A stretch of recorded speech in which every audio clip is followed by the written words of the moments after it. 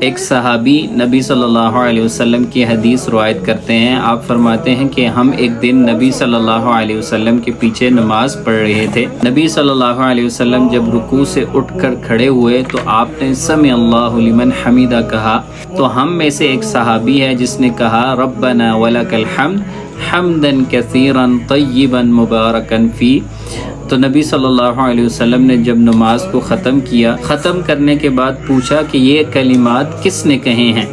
کچھ دیر خاموشی رہی تو پھر صحابی اٹھے، انہوں نے کہا کہ یہ کلمات میں نے کہے ہیں. تو سبحان اللہ، نبی صلی اللہ علیہ وسلم کا جواب سنیے اور ان کلمات کو آپ ضرور ضرور کہا کریں. آپ صلی اللہ علیہ وسلم نے فرمایا کہ میں نے 30 سے زائد فرشتوں کو دیکھا ہے، وہ ان کلمات کے لیے لڑ رہے تھے اور کہہ رہے تھے کہ میں ان کا اجر پہلے لکھوں گا. سبحان اللہ، اتنے افضل یہ کلمات ہیں جن کے لیے فرشتے لڑ رہے تھے اور کہہ رہے تھے کہ ان کا اجر ہم لکھیں گے.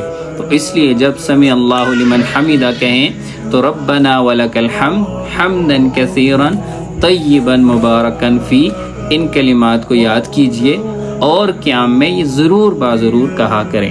جزاک اللہ خیرا.